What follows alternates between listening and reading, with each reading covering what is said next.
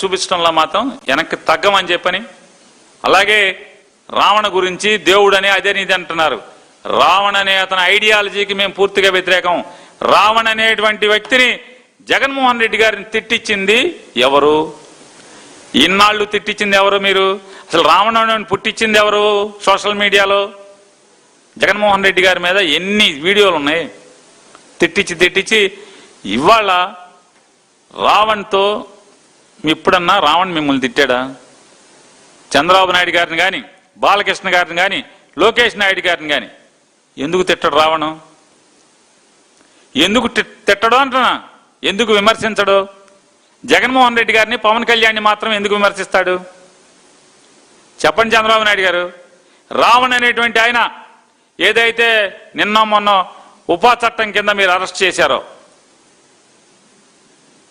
దేశ ద్రోహులకి ఏదైతే చట్టం వర్తిస్తుందో దేశద్రోహి కింద మీరు నేరం మోపి రావణ నేతని జైల్లో పెట్టారో, అతను మొత్తం వీడియోలు చూడండి. ఏ రోజన్నా చంద్రబాబు నాయుడు గారిని, తెలుగుదేశం పార్టీని, నారా లోకేష్ నాయుడు గారిని, బాలకృష్ణ గారిని ఎప్పుడన్నా చిన్న మాట అన్నాడా? విమర్శించాడా? ఎందుకని? ఆ మాత్ర జ్ఞానం జనసేన వాళ్ళకిను వైసీపీ వాళ్ళకి తెలియదు అనుకుంటారేంటి? అర్థం కాదనుకుంటారేంటి? ఒక పవన్ కళ్యాణ్ని, చిరంజీవిని మాత్రమే తిడతాడు, జగన్మోహన్ రెడ్డి గారిని మాత్రమే తిడతాడు, ఇంకెవరిని తిట్టాడు. ఏమండి, ఈ ఆశాలు అందరికీ తెలుసు సార్. ఇవన్నీ పిచ్చి డ్రామాలు. ఎప్పుడో రామారావు గారు పాత రోజుల్లో ఆయన అమాయకుడు కాబట్టి మిట్టాంటి మీరు తప్పుడు పనులు ఎన్ని చేసినా, కుట్రలు చేసినా ఆ రోజు పాప ఆయన పసిగట్టలేకపోయాడు. ఇవాళ ఎవడో అమాయకులు లేరు. ఏదో మీ అంత ముదురులు కాకపోయినా ఎంతో కొంత మాకు కూడా మీలాంటి ముదురులను చూసి జ్ఞానం వచ్చింది మాకు కూడా.